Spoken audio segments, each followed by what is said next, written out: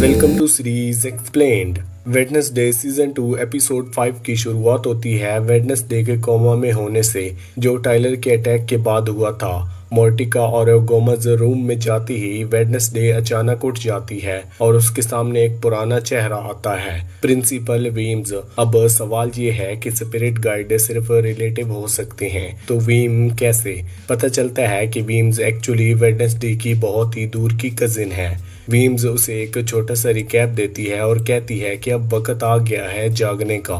Scene shift होता है sheriff के प्रेस कॉन्फ्रेंस पर, जहां जूडी मीडिया को अपडेट करती है कि विलो हेल्थ के सभी एस्केप्ड पेशेंट वापस पकड़े गए हैं, सिर्फ 3 को छोड़कर, फॉस्टर एडम्स, जॉन्स जो स्लर्प है और टाइलर गोल्फिन। कॉन्फ्रेंस के बाद जूडी एक मिस्टीरियस आदमी को कॉल करती है जो जंगल में एक डेड बॉडी दबा रहा होता है। ये आदमी उसके लिए लॉइस एक्सपीरियंस के पेशेंट्स को एलिमिनेट कर रहा होता है और अब बस एक ही पेशेंट बचा होता है, पेशेंट 1938। इसके बाद जूडी वेडनेसडे से मिलती है और बताती है कि उसने हॉस्पिटल के बेसमेंट से लॉइस प्रोजेक्ट के सारे सबूत मिटा दिए हैं। साथ ही वो वेडनेसडे को ब्लैकमेल करती है कि वो चुप रहे।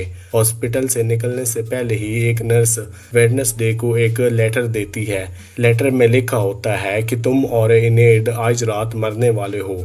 इसी वक्त वेडनेसडे टाइलर को देख लेती है, जो एक ऑर्डरी के डायग्नोसिस में होता है। वो उसके पीछे भागती है लेकिन टाइलर एस्केप कर जाता है। बाद में जब वेडनेसडे अपने नेवरमोर डॉर्म में वापस जाती है तो वो देखकर हैरान रह जाती है कि इनेड, थिंग और वीम्स वहाँ मौजूद हैं, लेकिन वीम्स को सिर्फ वेडनेसडे ही देख पाती है क्योंकि वो अब उसकी स्पिरिट गाइड है। वेडनेसडे तुरंत उन्हें टाइलर के वापस टाउन होने और उनके मरने का प्लान के बारे में बताती है। वो इनेड से कहती है कि तुम्हें यहाँ से चले जाना चाहिए वरना कुछ बुरा हो सकता है।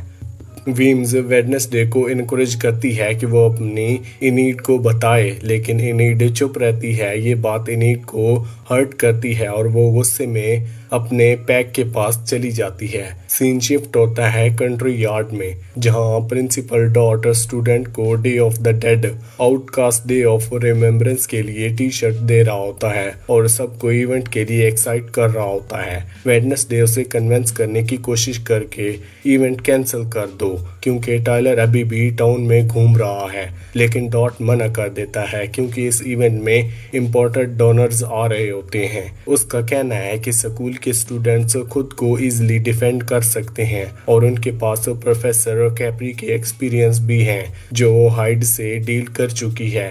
ये सुनकर वेडनेसडे सीधा प्रोफेसर कैप्री के पास जाती है। कैप्री बताता है कि उसका एक्स वाइफ बर्ड एक हाइड निकला था। उसे उसकी असली आइडेंटिटी तब पता चली थी जब उसने कैप्री को मारने की कोशिश की, अपने जेलियस मास्टर के कहने पर, जो खुद उसे हाइड से प्यार करता था। कैप्री ये रिवील करता है कि उस हाइड ने अपने मास्टर को मार दिया था और बाद में कंफर्म भी कर दिया था। थॉर्नेल का टीचिंग, एक हाइड अपने मास्टर का बिना सरवाइव नहीं कर सकता।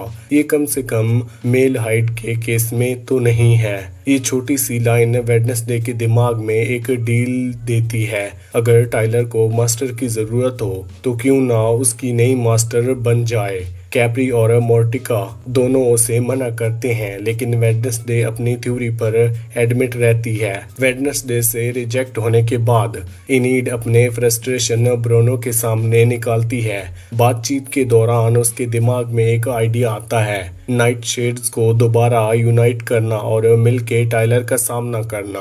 वो तुरंत एजेक्स और कैंट को इनवाइट भेजती है, लेकिन शैडो में छुपकर देख रही एग्नीज ये सब देख लेती है। एग्नीज वेडनेसडे को इन्फॉर्म कर देती है और वेडनेसडे नाइट शेड की मीटिंग क्रैश कर देती है, लेकिन उनके खिलाफ जाने के बजाय वो उन्हें अपने प्लान में शामिल कर लेती है। ग्रुप मिलके टाइलर को फंसाने के लिए ट्रैप सेटअप करते हैं। सब कुछ प्लान के हिसाब से चल रहा होता है और ऐसा लगता है कि वेडनेसडे टाइलर की नई मास्टर बनने वाली है, लेकिन उसी वक्त एक और हाइड सिमेट्री में घुस जाता है और टाइलर को साइड कर लेता है। शॉकिंगली ये हाइड कोई और नहीं बल्कि टाइलर की माँ फ्रेंचेस्का होती है और वही असली पेशेंट 1938 निकलती है। ये रिवील तब कनेक्ट होता है जब फ्रेंचाइज पहले मोर्टिका से मिलने आई थी अपने बेटे की तलाश में। दोनों ने एक डील की, मोर्टिका उसे टाइलर तक ले जाएगी और बदले में फ्रेंचिस्को वादा करेगी कि वो टाइलर को कंट्रोल करेगी और जेरी को छोड़ देगी। अब ये प्रॉमिस फ्रेंचेस्का सच में निभाती है या नहीं, वो आगे देखने को मिलेगा। एपिसोड के स्टार्ट में पग्सले परेशान होता है कि स्लर्प अभी भी बाहर अकेला घूम रहा है। उसे डर है कि अगर कोई उसे पकड़ लेगा तो उसकी जान ले लेगा। अपने बेटे को इतना दुखी देखकर गोमज डिसाइड करता है कि वो पग्सले की मदद करेगा स्लर्प को ढूंढने में।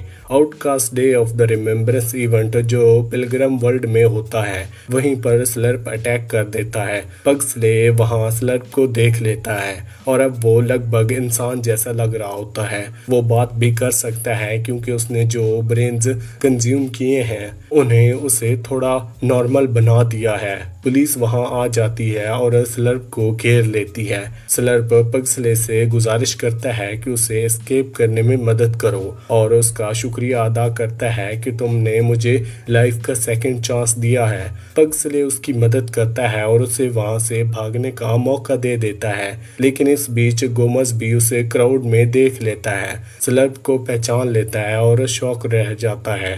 एपिसोड के एंड में गोमज मोर्टिका के पास आता है और उससे बताता है कि आइजैक नाइट जिंदा है। आइजैक हिंट मिलता है कि आइजैक के पास्ट में गोमज और मोर्टिका दोनों कुछ कनेक्शन जरूर रहा है। इसी के साथ ये एपिसोड यहीं पर खत्म होता है। आपको कौन सी मूवी या फिर वेब सीरीज का एक्सप्लेनेशन चाहिए, हमें कमेंट सेक्शन में जरूर बताना। वीडियो अच्छी लगी हो तो वीडियो को लाइक करके चैनल को सब्सक्राइब लाजमी करना। Thanks for watching.